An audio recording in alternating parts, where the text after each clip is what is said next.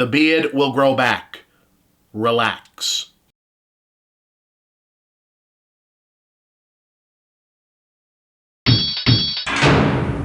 I'd call this a depressing way to start the year, except I actually saw this a couple of months ago, so as far as I'm concerned, this is just the last gasp for 2016 being a goddamn garbage fire. See, sometimes being a movie critic is a fun job. Gushing about great films, fun. Examining an average film to find something great to talk about, often fun. Ripping a bad movie to fucking shreds, always fun. But other things, not so much. Giving a pass to a mediocre movie that tried its best, not a lot of fun. Struggling to remember a completely forgettable film in order to squeeze a review out, not even a little bit fun. But the worst, the absolute worst, when a film is trying really hard and you can tell with only the best of intentions and all the right influences to say something welcome and worth saying, and it still sucks really, really bad. And that is A Monster Calls in a nutshell. An overblown, pretentious misfire that thinks it's My Neighbor Totoro, aims for E.T., and barely manages Mac and Me. And even though I've had literally months of time to solidify my opinion, I still feel like I'm kicking a puppy saying so,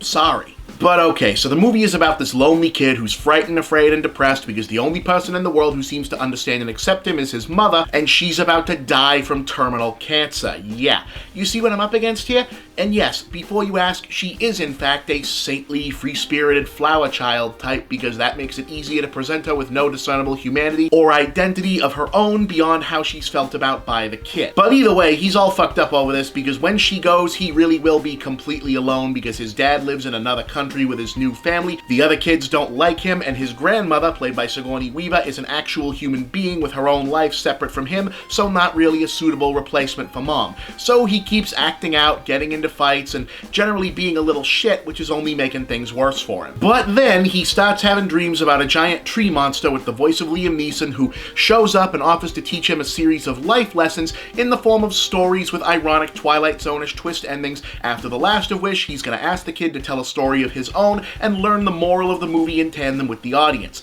I'm not even oversimplifying that for effect either. That's exactly as clunky and mechanical as this scenario plays out in the actual film. Look, I understand that sometimes you gotta spell things out for the kids, but it's another thing entirely to have the tree show up and literally go, "Here is the structure of the remainder of the film, after which you will understand what the point of all this was." It'd actually have been a little less clunky to just hand the kid copies of A Never-Ending Story and A Christmas Carol and end the goddamn movie early. Now, to explain why this doesn't work, I do kinda have to spoil the big denouement, so you were warned at the beginning, sorry.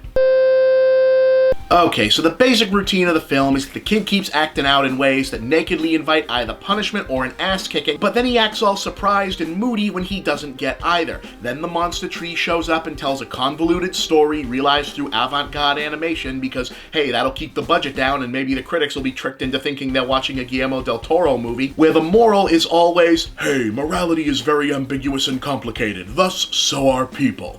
And since director J.A. Bayona seems to conflate for kids with subtle as a 7 a.m. jackhammer, you immediately get where this is going. It's a movie about guilt, and the kid needs to forgive himself for something, which ultimately turns out to be that he's secretly started to wish that the cancer would just get it over with so that he and his mom can both stop suffering from it. And you know, okay, sometimes we all have selfish thoughts, don't kill yourself with guilt about it, should in theory be a pretty novel moral for this kind of a story, which is usually all about hope and belief and overcoming things. But aside from being too obvious and clunky in the execution, it never resonates because while it seems to know in terms of storytelling mechanics that the kid needs to work through his guilt about his selfishness, it doesn't seem to actually grasp what that should mean beyond, oh, now we have our answer and the story is told. The protagonist gets over wanting himself to die because he briefly wished for his mother to die, but we don't see any actual growth come of that in terms of performance or narrative. The character, and by extension the film itself, don't allow for their view of the mom to evolve at all. Instead, the final moments double down on magic realism and implications of fate and supernaturalism that only serve to cement the idea that she only ever existed in life or death as an extension of this kid,